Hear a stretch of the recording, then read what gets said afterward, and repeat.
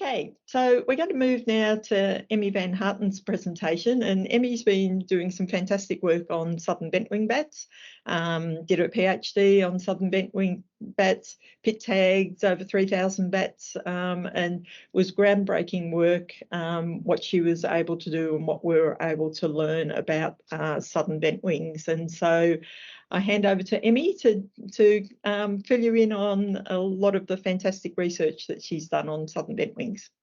Over to you, Emmi. Thank you so much, Lindy. I'll just share my screen now. So as Lindy introduced, I'm going to be talking about the southern bentwing bat, and I was specifically invited to speak mostly about my PhD research, which I undertook on the species.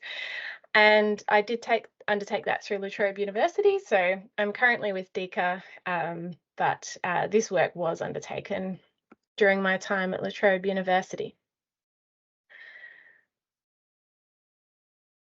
So the southern bentwing bat is a critically endangered bat. It has a highly restricted range, so it only occurs in southwest Victoria and southeast South Australia.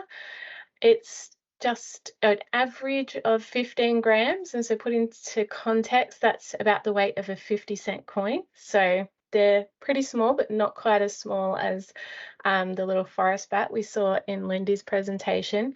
And it's also an insectivorous microbat. It feeds primarily on moths, but it does take other flying insects as well, especially moths, and that includes agricultural pests.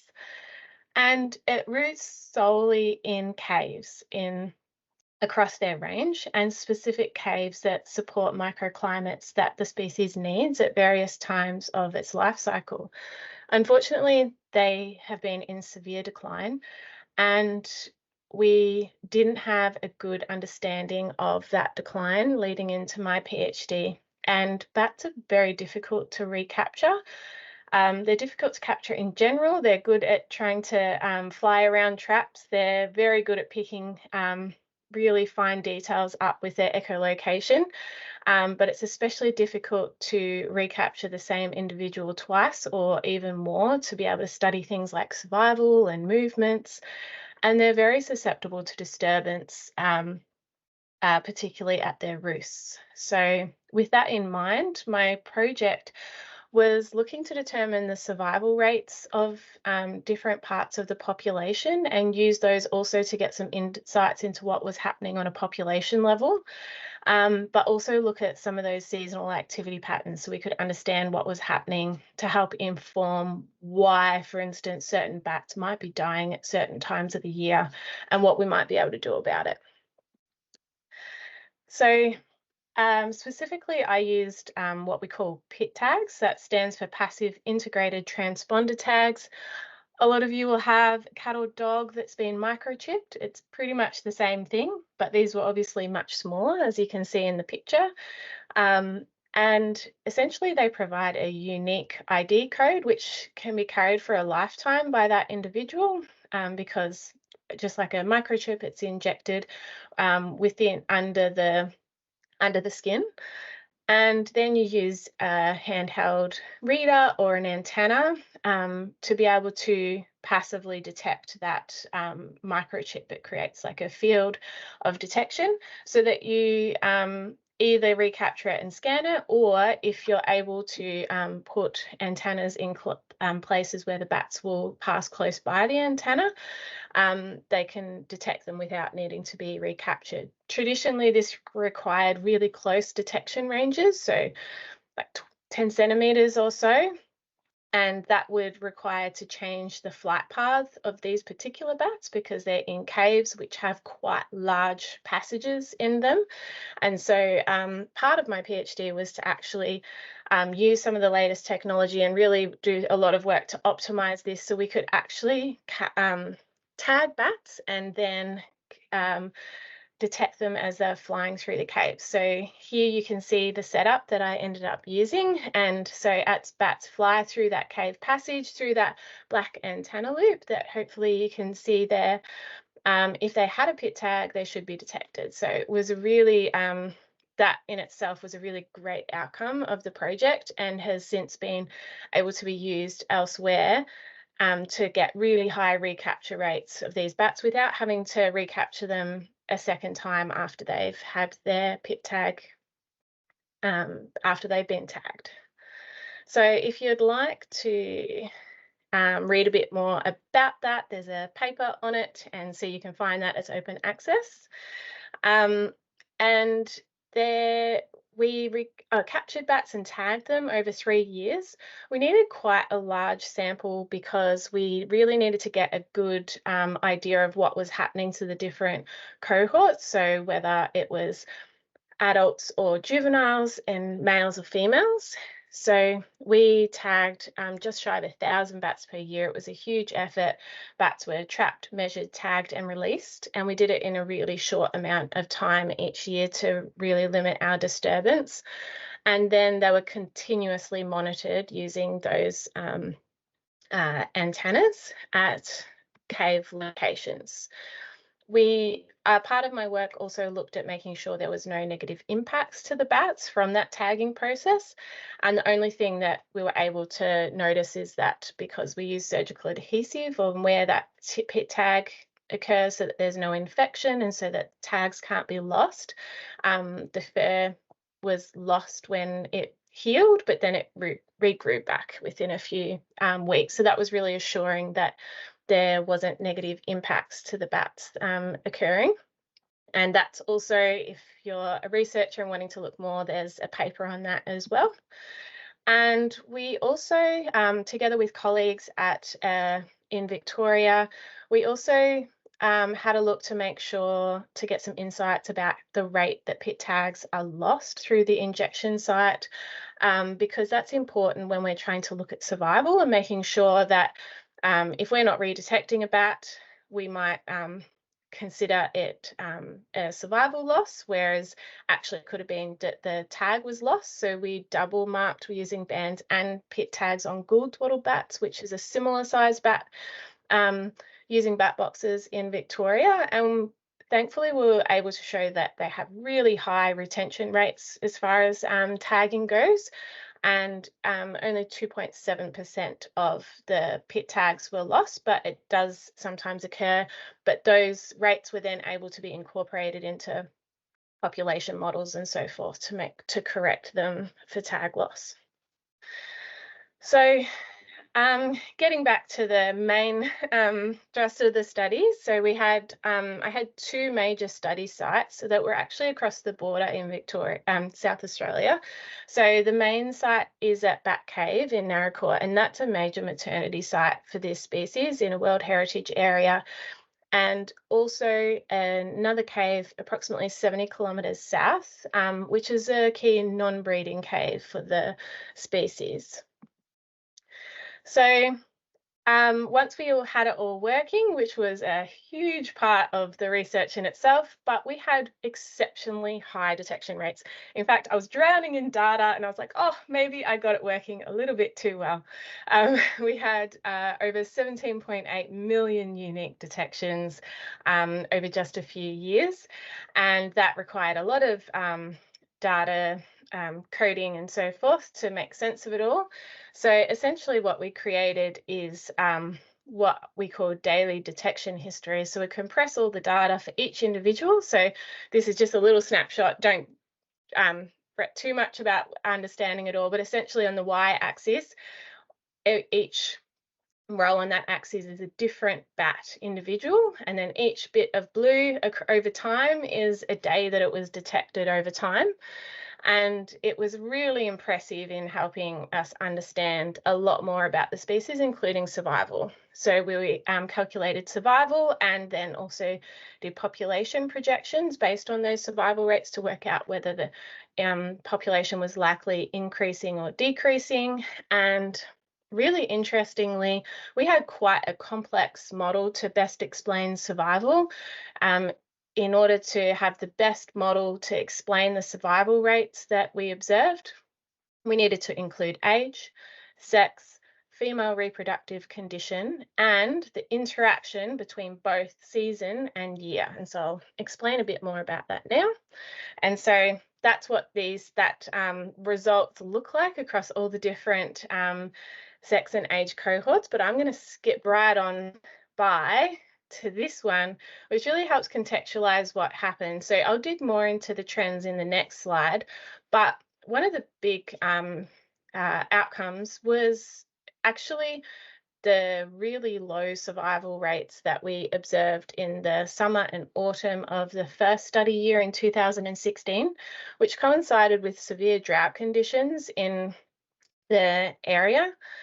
And so that was really obvious, the effect that drought during that time appeared to be having on survival rates. But thankfully, once we had a lot of rainfall, that drought broke, we had flooding across the area in lots of the wetlands, that really corrected those survival rates, as you can then see with the blue arrow, where it really lifts up that survival again.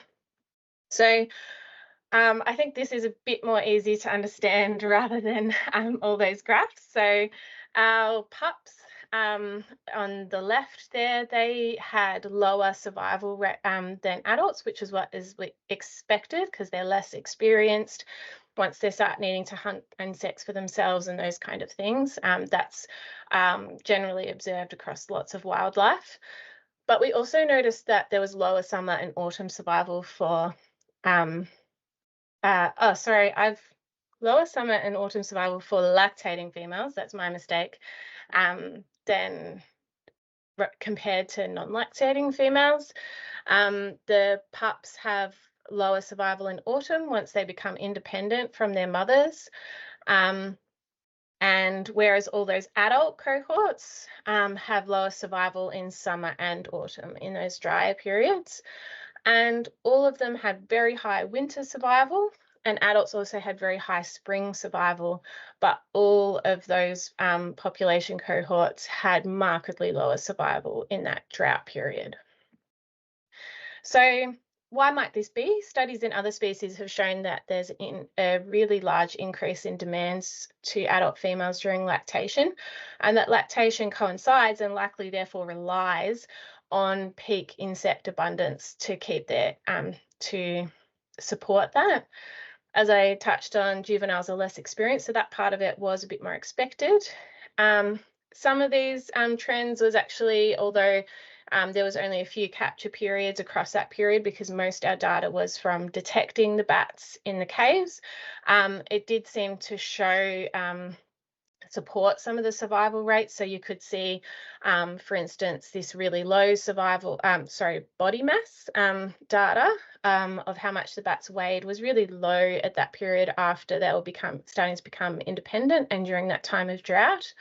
And we can see some patterns in body weight that was further assisted by understanding the lactation rates at that time, that after lactation had stopped, the adult females seemed to be a bit heavier, and during they seemed to be losing some body mass. They put a lot of energy into those pups. Some of those juveniles, especially the boys, were weighing more than their mothers at the time of capture. So they put a lot of investment into feeding those young up. The results suggest that challenging conditions during the dry breeding season are likely impacting species viability, and especially during drought, but also across all study years. At least 2 historical mass mortality events in southern bentwing bat have also coincided with drought, so it's all sort of, the puzzle pieces are fitting together there. So for context, something that Lindy touched on, I believe was a part of the dependency of these bats on caves, and particularly for the southern bentwing bat, they rely on coming together in really large numbers. So particularly at maternity caves, for example, they need to come together in such high numbers that they actually boost the temperature and humidity in those caves to create a bit like a humidity crib for creating beautiful conditions to keep their furless pups warm, and so that they can grow into adults really quickly. And so They rely on coming together in really large numbers and in these very specific locations at these caves. And so they're dependent on supporting these populations within a certain proximity from these caves. So they need to have good habitat around these cave locations. And unfortunately for the southern bentwing bat, 90% of natural vegetation has been cleared. Most wetlands have been drained across the species range, and results suggest that therefore, from the survival rates, it does suggest that actions to boost habitat availability, especially within proximity to maternity caves across that breeding period where survival was being impacted, it would likely help support the survival of bats during this period. So using those survival rates, we're able to get some insights on to the outlook for the population. Bats such as the southern bentwing bat do have what we call slow life histories. So they have relatively low reproductive rates and rely on maintaining really high survival rates and living for a longer time in order to maintain population. So that survival is really important. Using survival data and other either known factors or best guesses based on the information we had, we're able to estimate population growth or loss for each separate study year. And the survival results, unfortunately, did suggest that there's continued population decline, at least for that study period in each study year, but it was especially strong in that drought year. And unfortunately, that was even if we assumed, which we didn't know, that there's very high fertility, and we assumed very high survival rates for that, like 100% survival rates for the juveniles between birth and being pit tagged, because we didn't know what happened in that time, which is unlikely to be the case. Survival rates may worsen in the future due to climate change, because we know that droughts and lower rainfall are likely under climate change. And as part of the National Recovery Team for the species, we use these survival rates to create a population viability analysis to inform the reassessment of the species under the EPBC Act, which resulted in its keeping its critically endangered status. And unfortunately, we did predict further declines of 84 to 97% by 2056. So the outlook based on that data is concerning. Again, if you want to dive in more, there's a paper on that aspects too. But I'm going to move into the movement aspect of this study, which was helpful to dive into as well. So context, before my PhD, there was a general understanding that virtually all bats in Southeast South Australia were at that bat cave maternity cave, and a similar pattern in Victoria, that all the bats are at maternity sites, and that then in the winter they migrate to winter sites. When I was trying to detect these bats at sites, working out all the tech, I'm like, are we not detecting them, or is it possible that the bats aren't all here? And that led us to undertake some summer counts, and to our surprise, we found several thousand bats away from the maternity cave, and we're like, right, what's going on? It's clear we need to do some extra monitoring to help understand what's going on here and how this might influence my data. So that was where we had that second antenna installed 70 kilometres south. And it gave us amazing information. So using that modelling of probability of encounter based on the times where we detected each tagged individual, we were able to work out what was happening across a full year or seasonal cycle of the species. So the first bat, one at Bat Cave, you can see that at the start of the year in the summer, really high presence. Then there's this great big dip in that March period, and really interestingly, it's not so much for the adult males.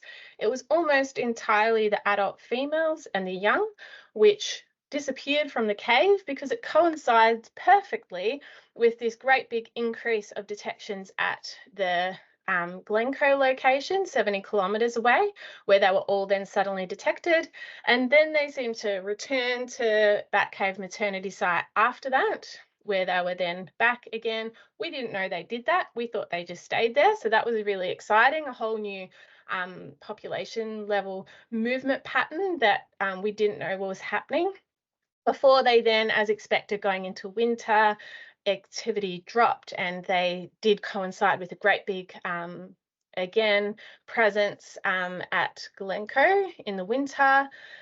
It subsided as they're really trying to conserve their energy in the winter. They don't wake up as often. They use what we call a torpor to save energy, reducing their heart rate and so on. And then picking up activity again in the spring and returning to the maternity cave. So that was really informative. And here I've got a similar graph to I showed before, where the y-axis is all our different individuals and across the study period when we detected them. But now we have the two different locations on the map. And so we have the pinkish color being the maternity site and the blue one being the Glencoe site. The previous graph suggested that it's really simple and you have these, all the bats are just doing what's predicted. Unfortunately, it's actually not the case. You zoom in here, all these different rows are different individuals, and you can see there's actually these back and forth movements between the sites. So we have bats at Bat Cave. You can see a few of those there where they've then gone to Glencoe, then gone straight back to Bat Cave. A black is that they were detected at both locations on the same night. And there's all these back and forth movements that actually occurred across the entire year. There was movement of some individuals constantly. So, for instance, this is an example of an adult female going between the two caves 2 nights in a row, appeared to rest for 2 nights, and then another 2 nights of flying directly between those 2 caves, detected at both those caves on the same night, and doing it in as little as 3 hours and 20 minutes. So that's quite impressive, I thought, for a bat that size. And we absolutely didn't know that they were covering those kind of distances in one flight, but also so frequently. This was in August. So in summary, for that part of the project, there was these seasonal movement patterns that are evident, and including really key movement periods where there's a lot of bats moving across the landscape. And this included a new movement event identified in juveniles and adult females. It does align with what we've seen in some other species, internationally called the maternal guidance hypothesis, where they think that adult females might be showing their young around the landscape once they're becoming independent. So that might be what was occurring there. But importantly, there was all this movement occurring between the caves throughout the year, and it varied enormously between individuals. Overall, we've really suggested from this research this movement away from so-called migration, because it really didn't seem that that was the best word to explain what's happening here, because there's all this underlying movement occurring, but there is seasonal movements, certainly. And that actually we used to call a lot of these caves wintering caves, but actually it might be used throughout the year. And so non-breeding caves is what we've started calling them instead, and really highlighting that they're important across different periods of the year. And another key finding was that bats were much more active in winter than expected. Although they do use that torpor to save energy, it was not uncommon for me to be detecting hundreds of individuals per night at that Glencoe location, which was really unexpected. We didn't realize that they also stayed quite relatively active during that period, emerging from the cave. So again, there's another paper on that if you're keen, so you can read more on that one. So very briefly, just implications for emerging risks. Lindy touched on that, so I'll only speak for a very short moment on this. White nose syndrome, I won't go back into it because Lindy did a really good job of introducing that. But unfortunately, my research did show that it's likely that if the fungus that causes white nose syndrome was inadvertently reduced, that it would likely spread rapidly across the population because of the level of movement that is occurring between caves. So it's really important that we're focusing on biosecurity to stop the fungus getting here, rather than hoping that we can manage it thereafter. And Another emerging risk includes wind farms, and certainly this study showed just how highly mobile this species is. It more than doubled the previously known nightly flight distance, and that's since been blown out of the water by current work being undertaken with GPS tracked individuals recording even larger distances in a single night, and quite regularly and frequently. And it really shows, unfortunately, with those population projections, the survival rates and the current status of the species, really the importance of identifying and appropriately mitigating risks to this already declining species. From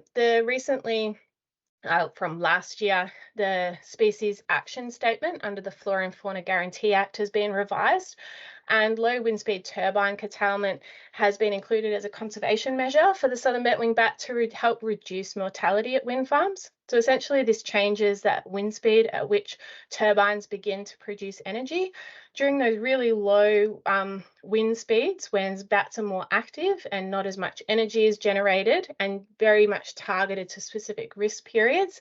And that's been shown both here, but especially internationally, to be broadly effective across lots of insectivorous bats at reducing mortality. So small bat, big challenges, but it's certainly not too late. We have an amazing recovery team. We have a national recovery plan. It was a really exciting campaign in 22. We won the inaugural, I say we, I'm sorry, but it was a big team effort.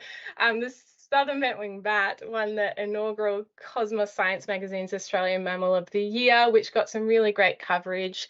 And it's since been listed as a national priority species under the Threatened Species Action Plan. It's important to remember that we can absolutely change the trajectory of that species. That's the current outlook based on current survival rates, but we can change that, we can boost that. So, of course, there's a lot more research needed to continue to inform actions over time. But so far, certainly we have evidence to suggest that a suite of recovery actions will assist the species, including habitat restoration, minimising human disturbance at caves, climate action, turbine curtailment, and biosecurity, just to name a few. So I'll leave it there. I have lots of funding for providers, lots of volunteers, and an amazing supervisory team that supported this research as well. So I just wanted to acknowledge them as well. Thank you. Fantastic, Emmi. What a wonderful summary of all your PhD work. And there's so many messages in the chat of saying, wow, what amazing data you've got, which is certainly the case. So a few good questions. One was, are they travelling to feed and then sheltering at the closest cave? And what was happening with the habitat or food in the area during this time? Yeah, good question. So certainly a bit of both. So my data was showing that sometimes they would just go south and then travel back again the next day and have a bit of movement. Sometimes they'd stay for a bit longer. It was really changed a lot.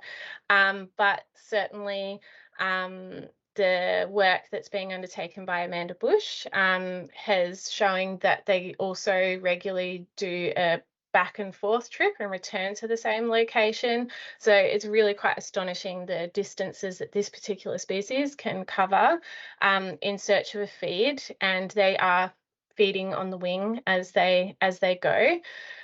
I forgot the second part of the question. Sorry, what was the second part of the question?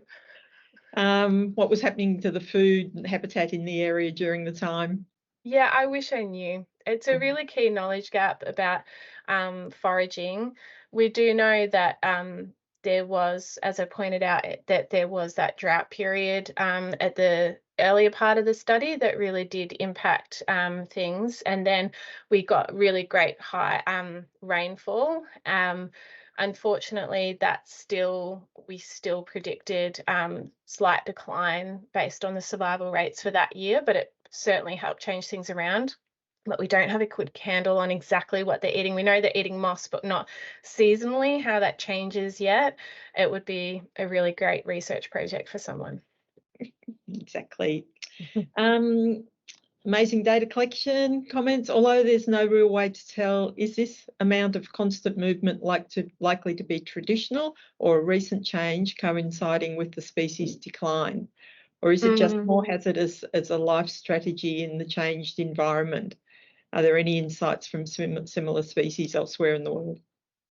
Yeah, that's a really good question. I don't think we really know. I do think that it is quite possible that the bats have been just as capable of these kind of movements, and we just didn't know because we didn't have the ability to recapture them and then detect all this kind of movement. So I suspect they've just been just as mobile all the time, but certainly there could be some changes in the patterns that have occurred over time in order to reach certain foraging areas. That's something that I'm not sure. Yep. And what work's been undertaken to encourage land managers and private landowners in the vicinity of the maternity caves or the bat foraging range to revegetate their land and retain trees? Yeah, so there's some good projects currently underway actually as part of supporting restoration. And for instance, Nature Glenelg Trust in South Australia had a really great project at Mount Bear Swamp where they reflooded a wetland and revegetated it. And certainly they've been detecting southern bentwing bats since that time using the site, which is really fantastic. There's been assortment of different works over time, including making sure that that the entrances to caves are accessible to the bats on private land by private landowners, and educating them about the bats. And there's different efforts over different periods, and certainly there's a big interest in doing even more of that in the near future as well. Mm. Yeah. Yeah, there was a sort of follow-up question on any plans for a habitat corridor between the two caves. Trouble is, you need it between all of the caves. Yeah, and it's hard to know too because they are highly mobile. They can move across across open areas, and a lot of the areas were wetlands where it would have been relatively open still, but obviously still had plenty of trees as well. So I don't have the impression that the species needs a corridor specifically in order to support it, but that it just more habitat availability is likely to be helpful here, certainly. But I think that because they're highly mobile, they'll be able to access it in different parts of the landscape. But that's just my impression from from my understanding of the species. So, yeah. And just one quick follow-up question. You talked about the mortality of events due to drought. Compared to the mortality events we saw where the pups still looked in really, really good condition, can you just describe what the pups were looking like when it was assumed that it was due to the drought? Yeah, certainly the records at the time were that they were not in good condition at all. They had been starving, had really poor condition, and so it did. It wasn't that they looked otherwise healthy. Certainly, it seemed that they were not able to be nourished based on the available available insect availability or and temperatures and those kind of things that were happening, water availability, and that that the mothers may have abandoned their young as well, like that it was likely contributing to it because they weren't able to support themselves. That was yeah. Yep. Yes, so there's still a lot we need to learn about drought and the impacts and the insect availability and everything. So, and there's been some questions in the chat about the GPS tracking. All that data is currently being analysed, so we won't answer questions on that's from a different study, part of Amanda Bush's PhD and also work we're doing at ARI. So we'll leave the GPS work. It's super exciting, but we'll leave that for another time to report. Watch this space. Yes, watch this space.